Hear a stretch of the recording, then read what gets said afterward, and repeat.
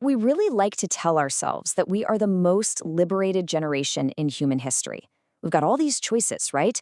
But are we actually free? Or are we just living in really, really beautiful cages? Think about this for a second. What if future generations look back at us the exact same way we look at ancient slaves? I know.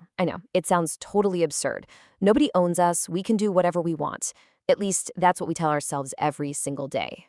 I mean, centuries ago, people were working from dawn until dusk just to survive, literally just working for a scrap of food or basic shelter. And today, we're expending that exact same exhausting energy.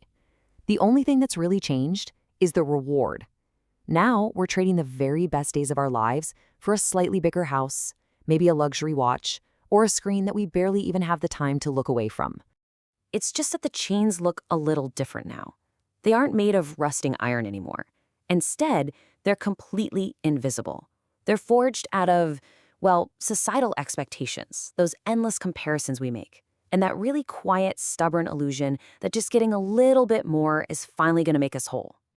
And the scariest part? The cage is no longer outside of us.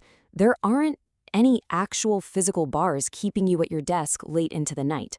The deepest, most painful tragedy of all this is that the cage we're trapped in, it lives entirely inside of our own heads.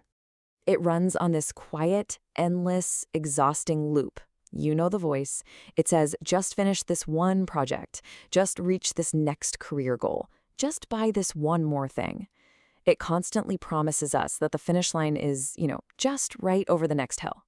And then it tells us, okay, then I'll rest. Then I'll finally be happy. Then I'll actually start living.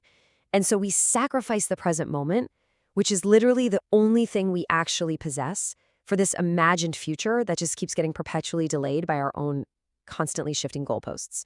So it really makes you step back and ask, have we actually become more free?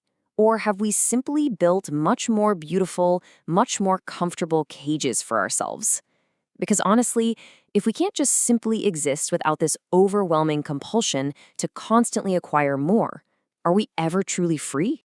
Finding true balance means we have to actually step back, observe all this, and start to heal. So I want you to look really closely at your own life right now. What is still controlling you? I'd really love to hear your reflections, so please share them down in the comments below.